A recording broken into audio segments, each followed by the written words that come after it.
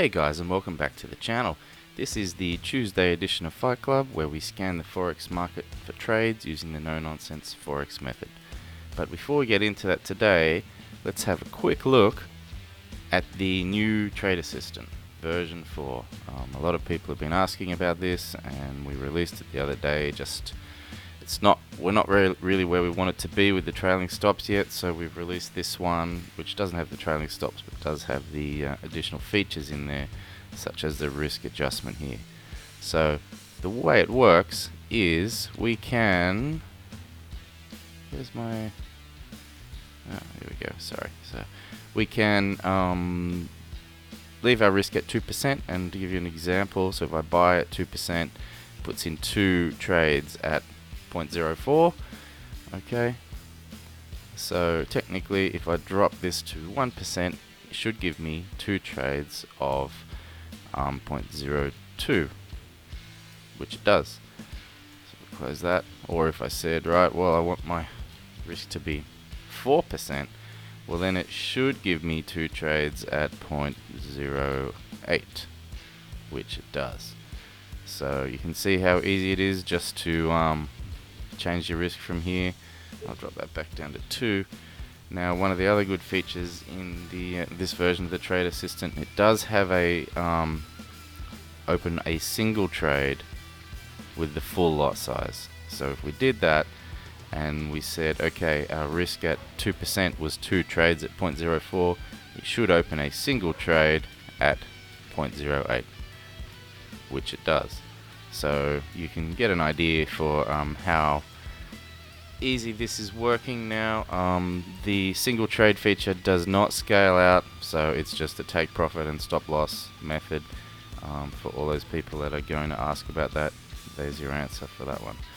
So that is it. It also has a new double tap protection, so if you double tap one of the buttons, it won't put in 2 sets of trades. It should only put in a single set of trades. So if you've got an itchy trigger finger or something like that, it should give you a little bit more protection there. So that is it for the new version 4 Trade Assistant. So let us jump back to our regular scheduled program, and we'll have a look at the news for Tuesday. There's nothing really there. We've got the RBA minutes meeting, which is essentially they released the minutes of the meeting that they had a couple of weeks ago. So sometimes there's some language or something in there that catches people unawares, but they've already done their rate decisions, so there should be no real surprises in that. So there's not a lot we really need to worry about with that. So let's jump in and have a look at the charts. Now, we had one Euro USD short going, so we'll have a quick look there. That is still going, so we're in profit here. This one's been going for a couple of days, in fact over the weekend. So let's have a quick look. Yep, so you can see our swaps. We've actually got positive swaps on that one, which is interesting. You don't normally get positive swaps, but sometimes you do. So even if these were negative swaps and they were like equal for positive or negative, we'd only be 40 cents loss in swaps there out of this whole profit. So it's not really a big deal.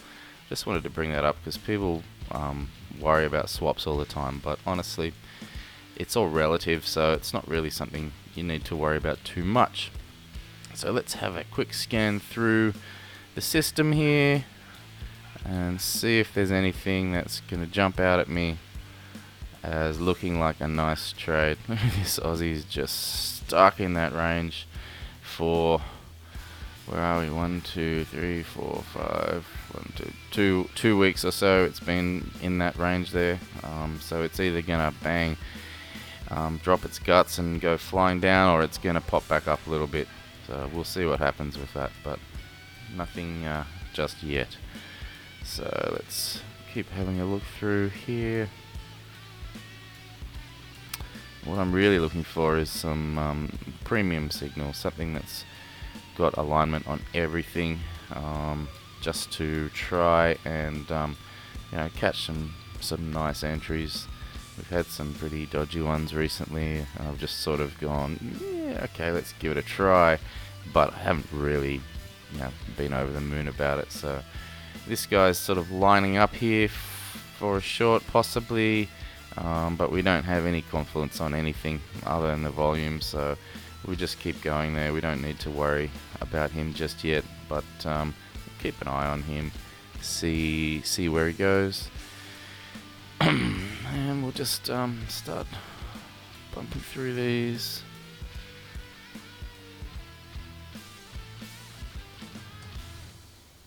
It's early days this week, so nothing appears to be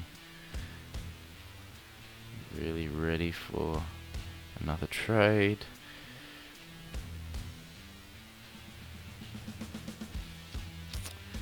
No. Again, this one's kind of lining up if we were going to go to the long side, but we have no other confluence yet, so still nothing for me there. Right. So no new trades on that one today, so we will leave it at that. If you like this video, please give it a thumbs up and subscribe, and I will see you guys again tomorrow. Cheers.